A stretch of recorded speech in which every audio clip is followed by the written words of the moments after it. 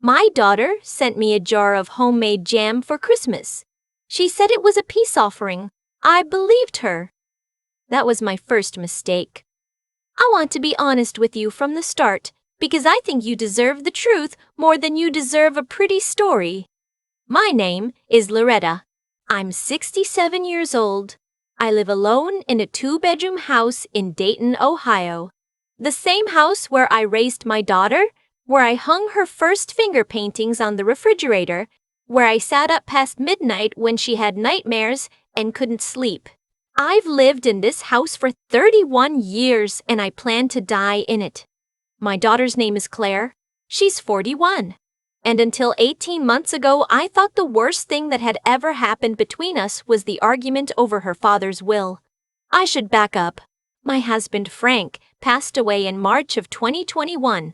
Pancreatic cancer. 14 months from diagnosis to the end. It was the kind of grief that hollows you out so quietly you don't even notice it happening until one morning you're standing in the kitchen making coffee and you realize you only got out 1 mug. For 38 years, I got out 2 mugs. That morning, I sat down on the kitchen floor and I didn't get up for a long time. Frank had a life insurance policy. Not enormous, $220,000. He also left a retirement account in this house which is paid off. In his will, he left everything to me. He told me once, years before he got sick, that he wanted me to be taken care of. You spent 40 years taking care of everyone else, he said. Let me take care of you after I'm gone. That was Frank. That was exactly the kind of man he was. Claire expected half. I don't know where she got that idea. We never discussed it. Frank never discussed it with her.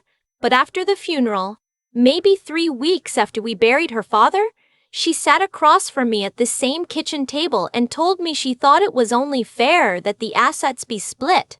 She had debts, she said. Her husband's business had struggled during the pandemic. They had 2 kids in private school. I understood all of that. I did, but it was not my money to give away.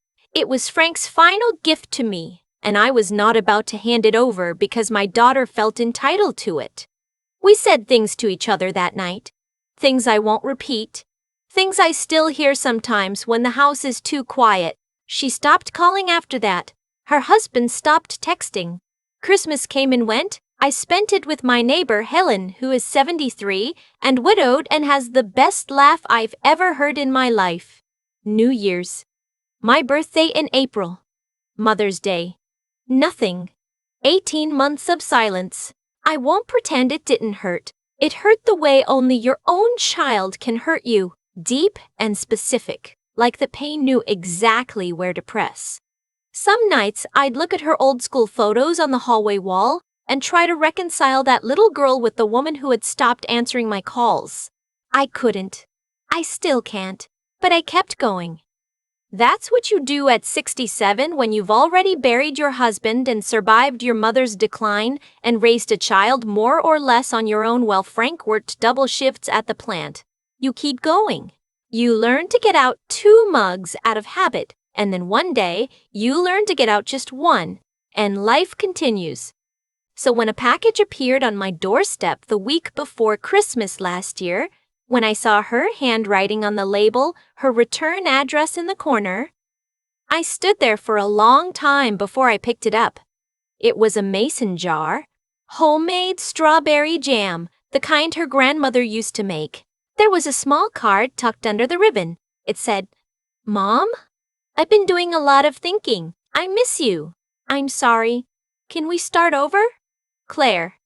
I read that card 4 times, standing on my front porch in 40-degree weather.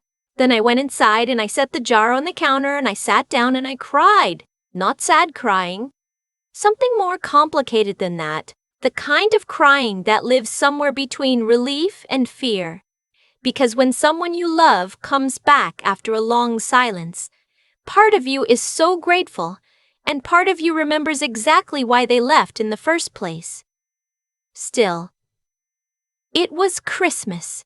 It was my daughter. I wanted to believe her. Helen came over the next afternoon to drop off the Christmas cookies she made every year. Snickerdoodles, my favorite. She's been my neighbor for 11 years, and my friend for most of them. She's the one who sat with me in the hospital waiting room when Frank was in surgery. She's the one who drove me home after the funeral because I was shaking too hard to hold the steering wheel. She's family in every way that matters. When she saw the jar on the counter, she asked about it. I told her the whole story. The card, the 18 months, the hope I was trying not to feel too loudly. Helen picked up the jar and held it up to the kitchen light, the way you do with a snow globe, watching the color of it. Strawberry, she said. My favorite. I looked at her. I looked at the jar. I thought about Claire's note. Can we start over? And something in me, I don't know what to call it, hesitation maybe, made me pause. Not because I suspected anything. Not then. It was just that the jam felt like it belonged to whatever conversation Claire and I hadn't had yet, like opening it alone felt premature. Take it, I said. I'll get some from the store. You should have it. Helen tried to refuse. I insisted. That's how we are with each other. She left with the jar tucked under her arm, and I waved from the porch, and I felt, genuinely, like something good was coming. Like maybe the new year would be softer than the last one. That night, Claire called. Mom. Her voice was different. Tight. Did you eat the jam? Something about the way she asked it. Not did you like it or did you get my note? Did you eat it? Present tense. Urgent. No, I said. I gave it to Helen next door. Why? Silence. Long enough that I pulled the phone away from my ear to check if the call had dropped. You gave it to... She stopped. Which Helen? Your neighbor? Yes. She was here this afternoon. Why are you asking me this, Claire? She hung up. I stood in my kitchen with the phone in my hand, and I felt something I hadn't felt in a very long time. A cold, specific fear. Not the vague anxiety of getting older or living alone. Something sharper. Something that had a shape. I called Helen immediately. No answer. I told myself she was asleep. It was nearly 9 o'clock, and Helen went to bed early. I told myself I was overreacting. I told myself Claire had probably made the jam wrong somehow, used the wrong proportions, was worried I'd get sick from botulism or too much sugar or something ordinary like that. I went to bed. I barely slept. At 6:45 the next morning, Helen's son called me. His name is Paul. I've known him since he was in his 30s, when he used to visit on holidays and help his mother with her gutters. He told me Helen had been taken to Miami Valley Hospital by ambulance at 2 in the morning. She'd woken up violently ill, vomiting, shaking, her heart beating irregularly. The doctors were running tests. They didn't know what was wrong. I was dressed and in my car in 8 minutes. On the drive to the hospital, something unlocked in my mind. The way Claire had asked, "Did you eat the jam?" The silence when I said I'd given it away. The immediate hang-up. I ran through it like a checklist, and with each item the cold feeling in my chest got heavier. I didn't go straight to Helen's room. First I drove back home. I went to the recycling bin on the side of the house, the one I'd emptied into the larger bin for Thursday's pickup but hadn't rolled to the curb yet. The mason jar lid. The foil seal. I'd rinsed the lid when I washed dishes after Helen left, but I hadn't thrown it away yet. It was still in the small recycling container under the sink. I put on dish gloves, the yellow rubber ones I use for cleaning, and I took the lid out and put it in a Ziploc bag without touching it with my bare hands. I don't know exactly why I thought to do that. Maybe all those years of watching true crime documentaries with Frank. Maybe something in me already knew. I called Paul from the hospital parking lot and told him to make sure the doctors knew Helen had eaten homemade jam the evening before. I gave him as much detail as I could. He said he'd tell them immediately. His voice cracked when he thanked me. Helen spent 4 days in the ICU. The toxicology report confirmed it on the 2nd day. The jam had contained ethylene glycol, antifreeze essentially odorless, slightly sweet. easily masked in fruit preserves. In high enough doses, it causes kidney failure. In a 73-year-old woman who lived alone and might not have sought help until morning, the doctor told Paul, quietly in the hallway, it could have been fatal. I gave the lid to the detective who came to take my statement at the hospital. His name was Detective Morrison. He was patient and thorough, and he did not make me feel like a crazy old woman. He told me I'd done the right thing preserving the evidence. He told me not to contact Claire. I didn't. I went home. I sat in my kitchen, the same kitchen where I taught Claire to make scrambled eggs when she was 7, where we decorated sugar cookies every December for 20 years, where I sat across from her and refused to hand over her father's money. And I waited. They arrested her 2 days before Christmas. I found out from Detective Morrison, not from her. He called me in the evening, very professionally, told me an arrest had been made and that I would be contacted about next steps. I thanked him, and I hung up, and I sat there for a very long time without moving. The motive, as it came out over the following weeks, was exactly what I had been afraid to let myself think. Frank's estate, the house, the retirement account. Claire and her husband had accumulated significant debt, not just business debt but personal, credit cards, a second mortgage on their home in Columbus that they were behind on. They had consulted an estate attorney at some point and learned that if I were to die without updating my will, and given that Frank's assets had passed to me, Claire would be the primary heir. $200,000, a paid-off house in Dayton, enough to reset everything. She had made 3 jars of jam. The detective told me this later after things had moved further along legally. 3 jars, 1 for me, and presumably 2 others that were never found or never sent. A trial run, or a backup plan. I don't let myself think about that too long. What I do let myself think about, what I come back to in the quiet evenings, is Helen.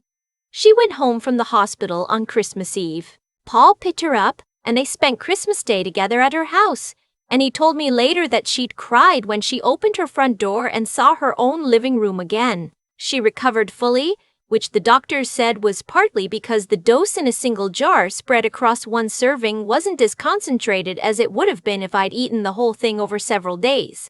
And partly because she's tougher than anyone gives her credit for. The first time she came over after she got home, we sat at my kitchen table and I made us both tea. She didn't say much for a while.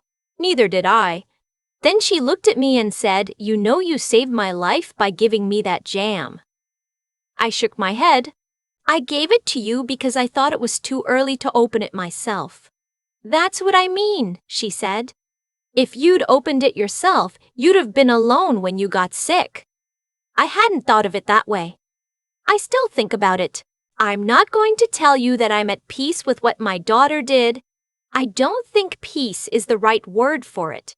I think what I am is clear. Clear in a way I wasn't when I was standing on that porch, holding her card and wanting so badly to believe it. She made her choice, not in a moment of rage or despair, but carefully, deliberately, with mason jars and a holiday card and my own love for her weaponized against me. That's who she decided to be, and I made my choice too.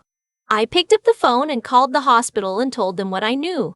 I turned over the evidence. I didn't protect her. I didn't hesitate.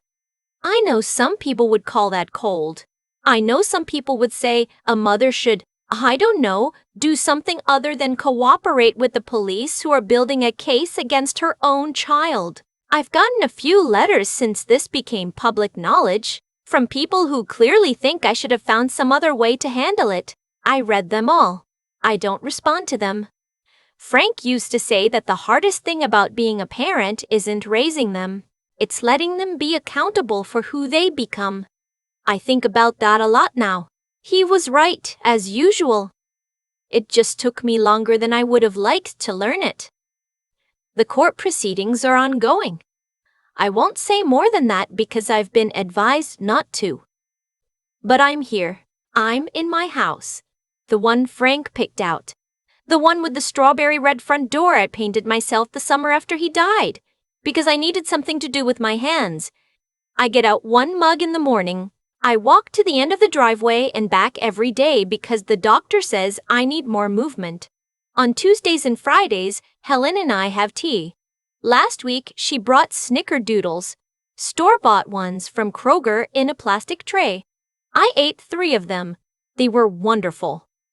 I've had a lot of time to sit with what happened, more than I expected, honestly. You think something like this resolves itself once the police make an arrest? That there's a kind of closing, a door that shuts and lets you move forward. That's not how it works. What actually happens is you keep living in the same kitchen, making the same coffee, looking at the same walls, and the story just becomes part of the house. What I keep returning to is not the betrayal itself. It's the sequence of small, ordinary decisions that changed everything. I gave Helen that jar because I wasn't ready to open it alone. I saved the lid because Frank and I used to watch crime shows on Sunday nights, and something in me had absorbed more than I realized. I called the hospital before I called a lawyer, before I called anyone in the family, because a woman I loved was lying in a bed and that was simply the only thing that mattered in that moment. None of those decisions felt significant when I made them. They were just the choices of a person trying to get through the day honestly. That's what I think about when people ask me how I knew to do the right thing. I didn't know. I just kept choosing the next honest thing, one step at a time, even when it hurt. Especially when it hurt.